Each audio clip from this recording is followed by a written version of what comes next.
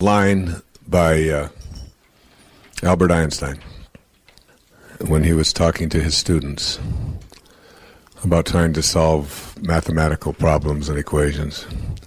He said, "You can't ever solve a problem with the same mind that created it." It's what they call sometimes in management circles thinking outside of the dots or outside of the box. Getting out of your comfort zone. Getting out of looking at things the way you've always looked at them. And having a different kind of an awareness. I came across this quote not too long ago. "Moving away the clouds does not make the sunshine. It merely reveals what was hidden all along." The sunshine, the sun is always there. And you don't make it shine by just taking things away. There's something inside all of us that is hidden. And it's the ability to, I call it rewriting our agreement with reality. It requires a new kind of awareness, a willingness, if you will, to see yourself as potentially capable of virtually anything. I've always loved the observation from the New Testament of Jesus, that even the least among you can do all that I have done and even greater things. That within each and every one of us there is this ability to be healers. There's this ability to be able to manifest and attract anything into our lives that we put our attention on. There's this ability to live at such a high level of consciousness that we can transcend our bodies. My internal wiring has always been one of whatever it is that I've got in my life as a problem, that I have to take responsibility for it, but I also have the capacity to be able to change it. And not only to change around what it is that is not working for me, but also to change around what I have been attracting into my life. I think it begins with this whole idea of being inspired. I've always liked that word, inspired, inspiration, because its origin is in spirit. And then the opposite word is being informed. And so when you're in form, in the physical world, when you're in form, you get information. You get lots of information. And this is what we call the information age, right? So there's no shortage of information. They say that on a little chip the size of your thumbnail, we can put the names and addresses of everybody in the United States and Canada on a little chip the size of your thumbnail. That's really more information, I think, than we need. What we are doing is we are moving from the age of information to the age of inspiration, I believe. And as we move into the age of inspiration, where collectively mankind is beginning to have a collective capacity to be able to think thoughts which empower us rather than which weaken us, which, according to Hawkins' research, up until about 1985 or 1986, collectively, mankind's collective thoughts always produced that which weakens us. And now, in the last few years, we have moved above the level where man's collective consciousness is at least at a place where collectively we are empowering ourselves rather than using force. And as we move into the world of inspiration, we have to understand what that means. And Patanjali had a wonderful observation. I wrote about it in Wisdom of the Ages. He said, when you are inspired, that is, in spirit, and remember, it is in the world of spirit, it is in the world of thoughts where we change, where we go to the place where we create anything we want for ourselves in our lives. So that remembering here, the theme is that you can't solve any problem that you might have in your life with the same mind that created it. So you're moving into a place now called spirit. That which is seen hath not come from that which doth appear. We're moving into the world of the invisible now. When you are inspired, and think about the moments in your life when you've had the most inspiration, inspirado. You lose any touch of fatigue. I have gone and been inspired at moments in my life when I have written for almost 24 straight hours without stopping, without eating, without thinking about sleep. I just got into one of those modes, what we call a zone sometimes, where everything just flowed. When you are in that place, you transcend everything. And you don't worry about whether people are going to call you or not call you. You don't worry about your children. You don't worry about being sick. You don't think about the cold that you might have. You don't think about being tired and how much sleep you'll need. When you're inspired, you're in spirit. When you're in spirit, you're connected to your source. And now what you're doing is you're moving out of the mindset of inform or information, which is where all problems occur in the world of the physical, and you're shifting into the world of spirit. Inspiration responds to our attentiveness in various and sometimes unexpected ways. For example, when I began writing this book, I debated between the two titles, Inspiration, Your Ultimate Destiny, or Inspiration, Your Ultimate Calling. One day, while I was swimming in the ocean, I was going back and forth in my mind, trying out both titles. Still uncertain, when I'd finished my swim, I called Reed Tracy, who's the president and CEO of my publishing company at Hay House, from a payphone to get his opinion about the title. While I waited for him to answer, the word calling appeared on the miniature screen of the telephone. Nothing else, just calling. And then the word began to flash on and off as if it were trying to get my attention. When Reed answered, I told him what had just occurred, and we both agreed on Inspiration, Your Ultimate Calling, for the title of this book and this program. All of this may appear to be nothing more than a silly coincidence, but I know better. I think of the word inspiration as meaning being in spirit. When we're in spirit, we're inspired. And when we're inspired, it's because we're back in spirit, fully awake to spirit within us.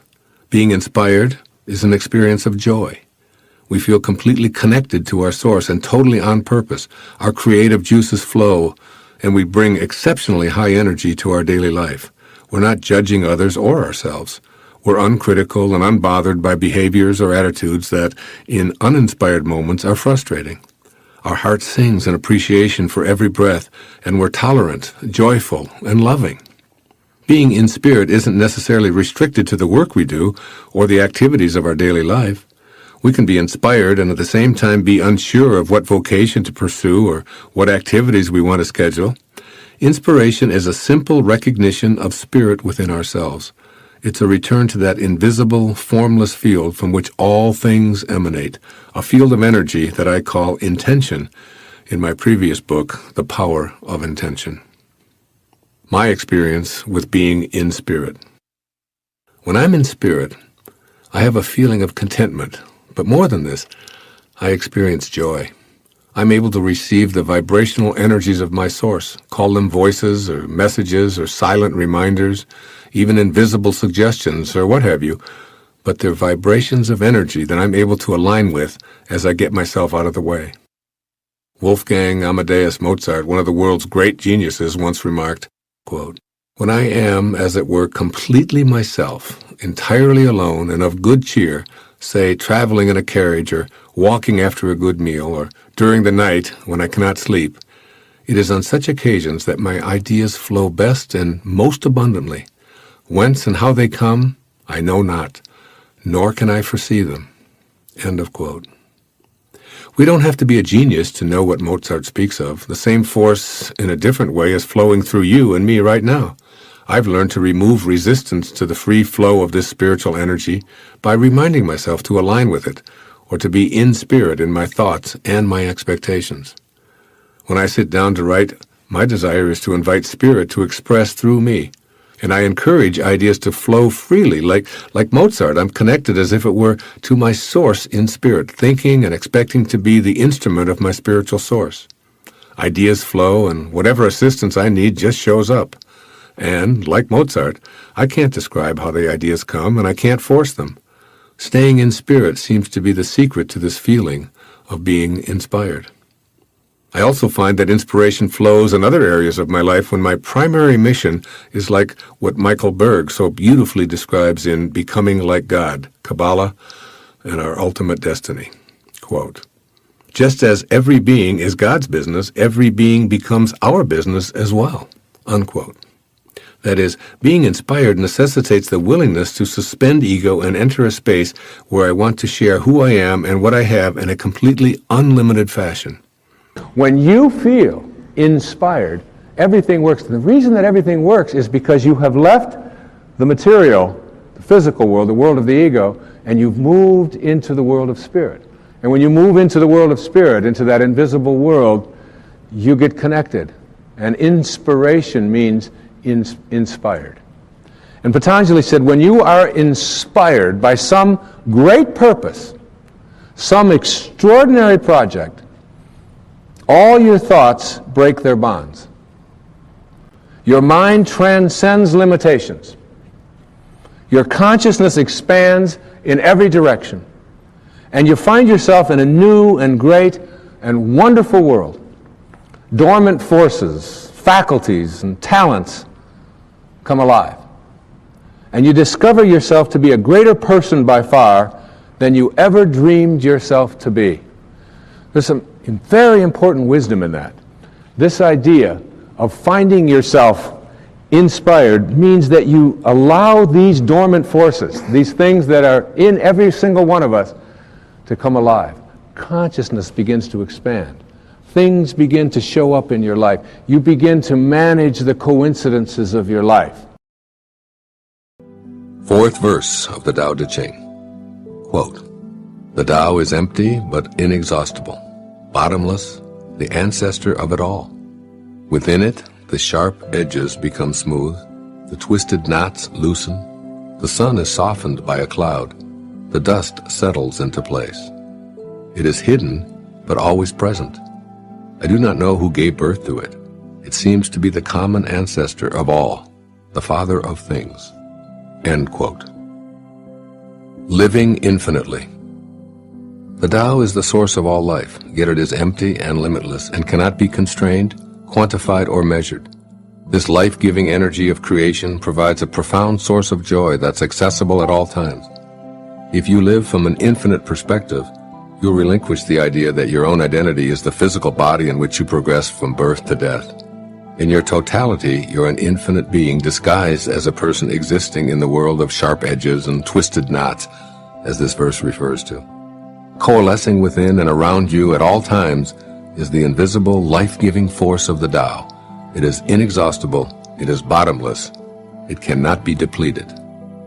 This fourth verse of the Tao invites you to consider rearranging your thoughts about who you are. It seems to be saying that cultivating an awareness of the infinite aspect of yourself is the way to tap into the limitless source of creative energy that flows through you. For example, you may want to help some less fortunate people improve their day-to-day existence, but you don't believe that you have the time or the energy to do so because of who you are and what you're presently doing. As you relax your hold on the idea of yourself as the job you do or the life you're living, and seek to acquaint yourself with the limitless creative energy that's a part of you, the time and energy you require will appear. Imagine yourself helping others, guided by the infinite aspect of yourself, will generate behavior and actions that complement your vision through the common ancestor of the Tao. Ultimately, you'll cultivate an absolute knowing that whatever assistance you need is right here and right now, in front of, in back of, above, and below you. It is empty, yet very much present.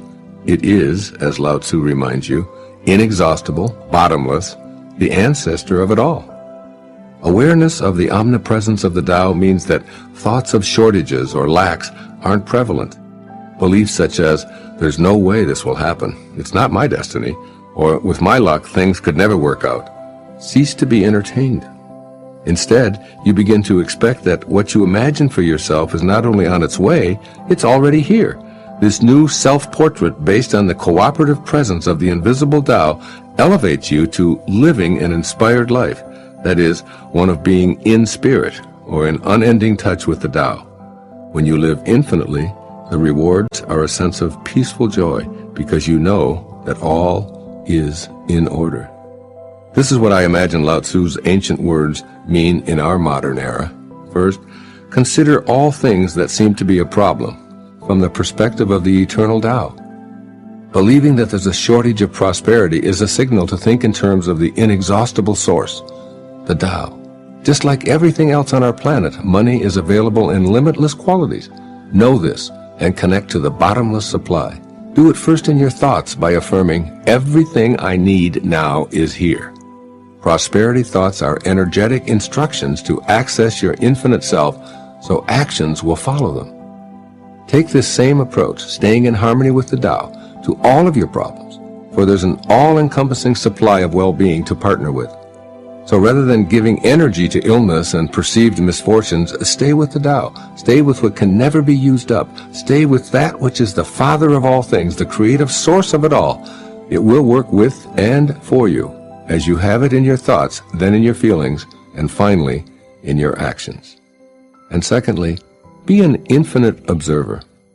When acknowledged as a sign of change, worry is transitory. It's simply part of the world of the changing.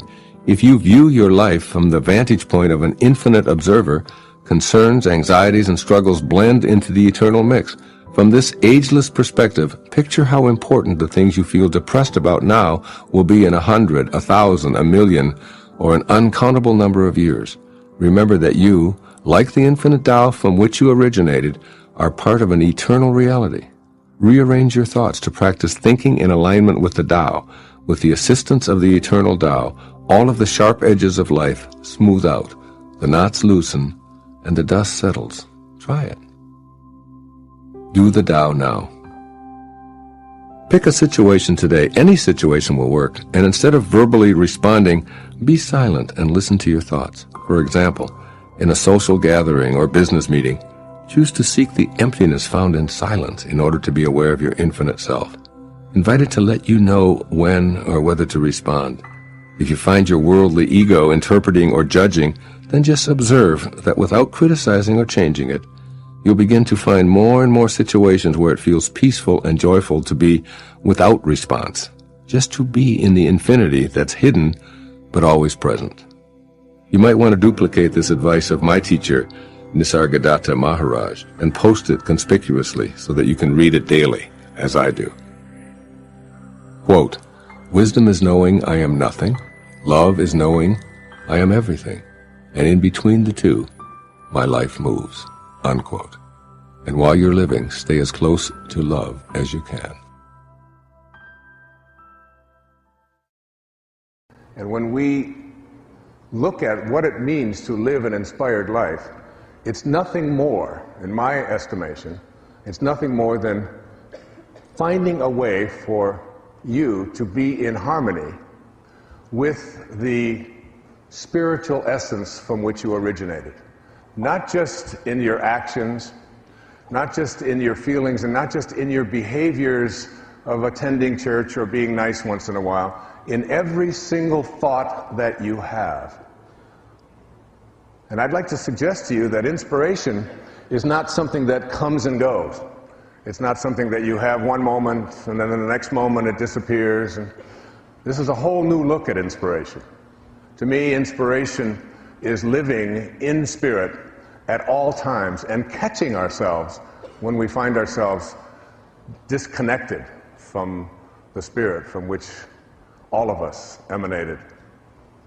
It's really thinking like God. It's being more in touch with that place of origination. It doesn't come and go.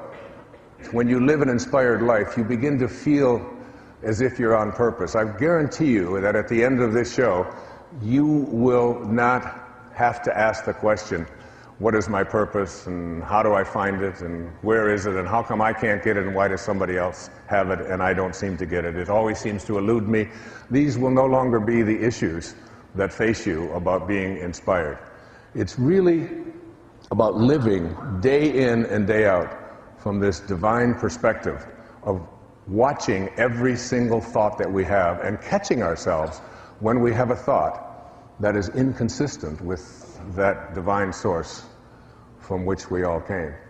So that if you have a thought that includes you and your family, but excludes someone else and their family, no matter where they are in the universe, no matter where they are, no matter what they look like, no matter what side of the river they were born on, no matter what their cultural background might be, if you have a thought that includes some and excludes others at any time, you're not in spirit. You have left spirit and moved into something else, taking on a view of yourself as someone who is separated from your source. So that you watch yourself and you catch yourself, and a big part of this program will be about watching those thoughts. Many of you know that I had a very powerful and important teacher in my life when I was a young doctoral student. He was perhaps the most significant teacher in the professions of my life. He wrote a very important book back in the 1950s called Modern Man in Search of a Soul. His name was Carl Jung, and Carl Jung had others in his life who were students of his, and one of those was Abraham Maslow. And Dr. Maslow's work on self-actualization and higher consciousness and teaching people that if you want to help another human being, you always put your attention on what it is that they can do to improve rather than on what is wrong. So you don't talk about what is missing, what is wrong, what ought to be, what used to be, unless you want more of that to continue flowing into your life. You put your intention and your attention on what it is that you want to shift and change. And he had an observation. Maslow's observation was this. He said, what is necessary? What is necessary to change a person is to change his awareness of himself. So becoming inspired is really about changing your awareness of yourself. And what does this mean? It means shifting the belief systems that you might have, the thoughts that you've had over and over and over again that say, I am limited. I don't have the talent. I don't have the background. I don't have the luck that I need in order to be able to attract what I want into my life. Things have never worked out for me before. You change your awareness of yourself and your own body and what you believe about it. Like, how could you have a body that comes from a divine source that creates from well-being and have it be anything other than beautiful? Have it be anything other than divine? Have it be anything other than perfect? A perfect creation of God, of source, of spirit, is what it is that you carry around with you. And if you have any other thoughts about it, then you have to really work at shifting them, because it's an insult to that from which you came. When you trust in yourself, you're trusting in the very wisdom that created you. And inspiration is about having that. It is about recognizing yourself as a genius, recognizing yourself as a person of unlimited talent and the capacity to be able to do anything. And there is absolutely nothing that I can't create if I can conceive of it in my mind and know that if I don't have the talent, that whatever talent is necessary, I can manifest it and have it show up and attract it into my life. Whatever financing is necessary, I have the ability to be able to connect myself to that. It's a knowing, it's a powerful knowing.